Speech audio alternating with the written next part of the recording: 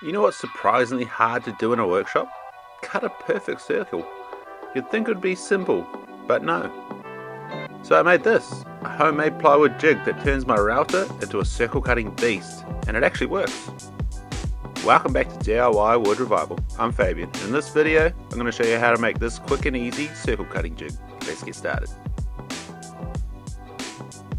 I was trying to make a round tabletop for a project, and after absolutely butchering the first attempt with the jigsaw, I realised I needed a better way. And because I have a router and questionable decision making skills, I figured let's build a jig. The idea is pretty simple. The router spins. If I can make it spin around a fixed point, I get a circle. So I took a bit of scrap 12mm ply that was lying around and marked out where the router would go. At this point I was really just eyeballing it and hoping for the best. I trimmed up my scrap ply with a jigsaw and a circular saw, then rounded over all the edges with a sander. Nothing quite like spending half an afternoon cutting up plywood to make a tool that'll help me cut up more plywood. It's a thrilling cycle, but hey, at least I've got a jig that will save me time on future projects that I haven't started, planned, or even thought of yet. So really, this is an investment in potential laziness.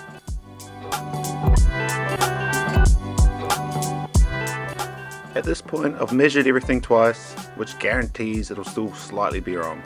But not wrong enough to fix, just wrong enough to notice every time I use it. That's the sweet spot. Also, I don't know why I bothered clamping this down like a fine woodworking project. It's a jig, out of scrap. I'll probably leave it in the corner of the workshop, forget I made it, and build a slightly worse version 6 months from now. With the base sanded to completely unnecessary level of perfection, because clearly smooth edges are the key to accuracy, I moved on to drilling the holes to mount the router. To do this, I took the base plate off my router to use as a guide to mark where the holes will be. I made sure to countersink these quite deep so there's no chance of them catching on anything as I'm trying to cut a circle. I marked out the mounting holes using the old line it up and stab it with a screwdriver through the router base technique. Next up, drilling. This is the part where you pretend you're being careful, but deep down you're just trying not to split the plywood or punch through into the workbench. I'm using a drill that looks about the right size. Could I check? Of course. Will I? Absolutely not. Once the holes were in, it was time to attach the router. This is always a fun step. Nothing like putting permanent screws through something that wasn't designed for it and hoping the plywood doesn't explode halfway through the first cut. But hey, it's mounted, it spins, it's basically all I need to justify moving on and pretending like the whole thing was intentional.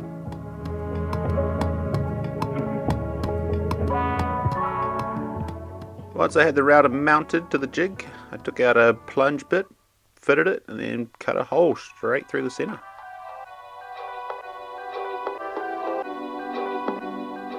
Next, I found the center of both ends and ran a center line all the way down the jig. It's pretty key. It's where I measure out different radii for the circles. And next, the moment of truth. I attached the jig to my project and then spun it around a few times. Here I'm cutting New Zealand Remu and it's pretty hard, so I think I did about 4 or 5 passes, slowly going a bit deeper each time. There's something oddly satisfying about slowly dragging a screaming power tool in a circle for several minutes, therapeutic in a mildly threatening kind of way. The router's doing its thing, chewing through the board like it owes it money. Meanwhile, I'm trying to look calm while secretly wondering if I measured the pivot point right, or if I'm about to end up with a beautifully smooth oval. Of course I'm taking shallow passes, not because I'm smart, just because the router starts sounding like a jet engine if I go any deeper. A few laps in and I'm starting to get into the rhythm. It's just me, the router, and an ever-growing pile of sawdust that I'll definitely pretend I'm going to clean up later. Honestly, the edge is turning out way better than expected. I was fully prepared to have some wonky nonsense. But it's actually round, like properly round, which is mildly terrifying. I'm not getting ahead of myself, but this might be the most functional thing I've built all week. The circle's clean, the routers didn't try and escape, and I only inhaled a moderate amount of sawdust. Honestly, that's a win in my book. Now that it's working, I can get carried away and cut hundreds of circles for no reason, and I probably will. But here's the beauty of it. This jig is dead simple. It doesn't need to be perfect, just flat, rigid, vaguely centered. If you can handle that, you're golden.